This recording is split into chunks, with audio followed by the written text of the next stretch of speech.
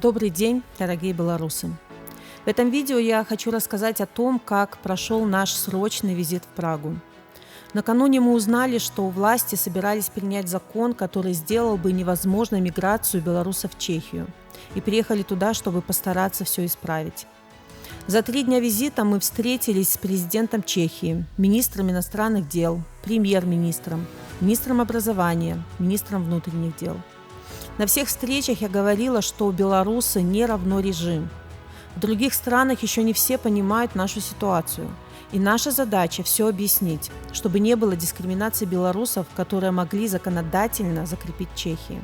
Президент и министр иностранных дел заверили меня, что из этого закона будет исключена Беларусь, а белорусы смогут рассчитывать на поддержку Чехии в вопросах миграции и образования. Пока речь не идет о туристических визах, но гуманитарные, студенческие визы и визы для воссоединения семей должны быть доступны белорусам. Министр образования в нашем с ним совместном заявлении сказал, что у белорусских студентов не станут отчислять за гражданство, и для них будут открыты все специальности.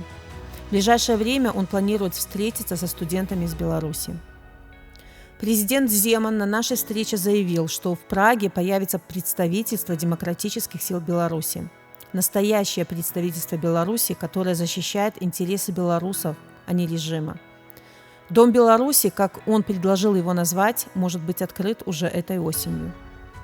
Сразу после нашего визита в Палате депутатов чешского парламента была создана парламентская группа друзей свободной Беларуси.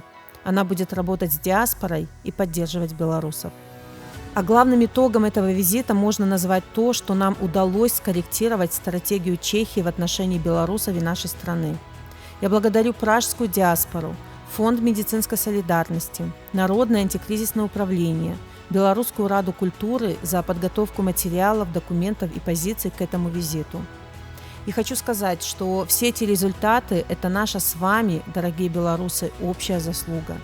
Это заслуга всех, кто не сдается, кто с риском для жизни защищает честь Беларуси и Украины, кто партизанит, распространяет листовки, помогает семьям политзаключенных. Это заслуга тех, кто собирает помощь для украинских беженцев и белорусских добровольцев. Так давайте все вместе продолжим эту работу, ведь когда мы вместе, мы добиваемся результатов.